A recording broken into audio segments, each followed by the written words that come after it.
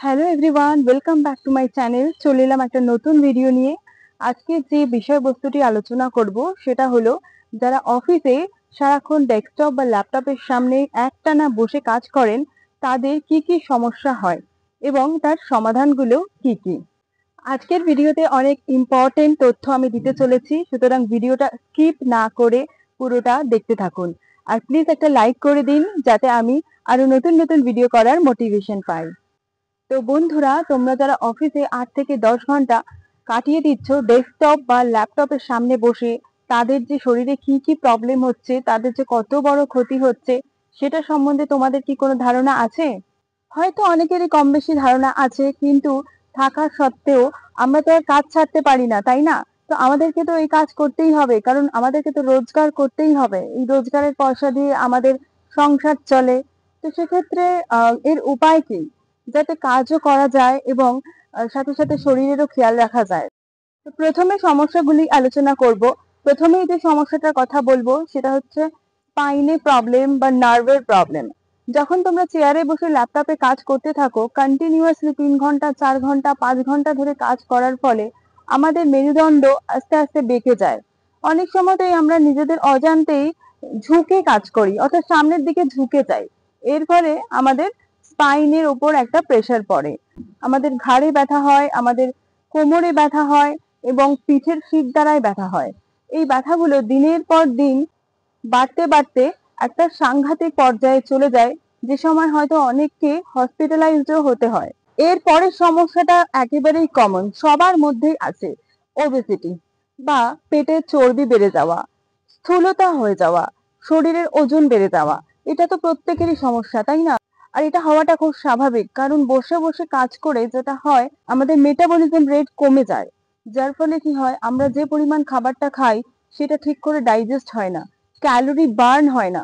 যার ফলে আমাদের শরীরের ভেতরে ক্যালোরি থেকে যায় এবং সেইটা ধীরে ধীরে আমাদের ওজন বাড়িয়ে দেয়, এবং এটা দিনে দিনে বাড়তে বাড়তে একটা সময় এমন ওভারওয়েট হয়ে যায় যে তার জন্য আমাদেরকে ডক্টরের কাছে যেতে হয়। এরপরের যে সমস্যাটা বলছি সেটাও ভয়ানক। এই সমস্যাতে আজকালকার জেনারেশনে অলমোস্ট সবাই ভুগছেন, সেটা হলো ডায়াবেটিস। এইভাবে সারাদিন বসে বসে কাজ করার ফলে আমাদের শরীরের ব্লাড সার্কুলেশন কমে যায়, গ্লুকোজের মাত্রা রক্তে অনেক বেশি বেড়ে যায়। যেহেতু ক্যালোরি বার্ন হয় না, তাই গ্লুকোজও বার্ন হয় না, এবং এই গ্লুকোজ ধীরে ধীরে বাড়তে বাড়তে আমাদের রক্তে সুগারের পরিমাণ বেড়ে যায়, আমাদের ডায়াবেটিস হয়। আর ডায়াবেটিস হলে যে কি সমস্যা, সেটা তো যাদের আছে তারা প্রত্যেকেই জানেন। ডায়াবেটিস হলে হৃদরোগে আক্রান্ত হওয়ার অনেক বেশি সম্ভাবনা থাকে। তো তুমি নিশ্চয়ই বুঝতে পারছো যে প্রতিদিন 8 থেকে 10 ঘন্টা কর্মক্ষেত্রে কাটানোর পরে শান্তিতে বাড়ি ফিরে মনে হয় যে হ্যাঁ, আজকে অফিসটা ঠিক করে করেছি এবং মাসের শেষে ঠিকঠাক মাইনে পাবো। কিন্তু আসলে আমাদের শরীরের ওপরে কিন্তু এটারই একটা বিশেষ প্রভাব পড়ছে, যেটা হয়তো লং টার্মে বিশাল একটা ক্ষতি করতে পারে। কিন্তু এর থেকে মুক্তির কি কোনো উপায় নেই? নিশ্চয়ই আছে। আমি তোমাদের সেই উপায়টাই আজকে বলতে এসেছি। খুব সহজ কতগুলো নিয়ম যদি পালন করো বা খুব সহজ কতগুলো অ্যাক্টিভিটি যদি করতে থাকো, তাহলে এর থেকে খুব সহজেই মুক্তি পাবে। সেটা হলো, টানা ডেস্কের সামনে 2 ঘন্টা 3 ঘন্টা 4 ঘন্টা না বসে চেষ্টা করো 30 মিনিট বা 45 মিনিট পরেই ডেস্ক থেকে উঠে একটু হাঁটাচলা করার, একটু শরীরের মুভমেন্ট করার। তাহলে কিন্তু এই সমস্যাটা এড়াতে পারবে।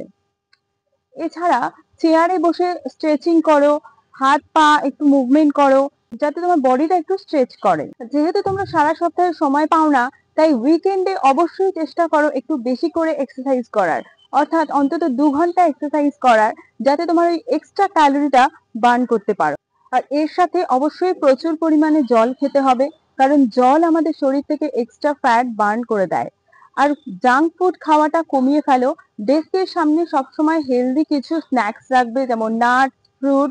এগুলো খেতে থাকলে কার্বোহাইড্রেট জাতীয় খাবার যেটা আমরা বেশি খাই সেগুলো কম খাওয়া হয়, পেটটা খানিকটা ভরা থাকে। তার ফলে আমাদের কিন্তু ওয়েটটা গেইন হয় না।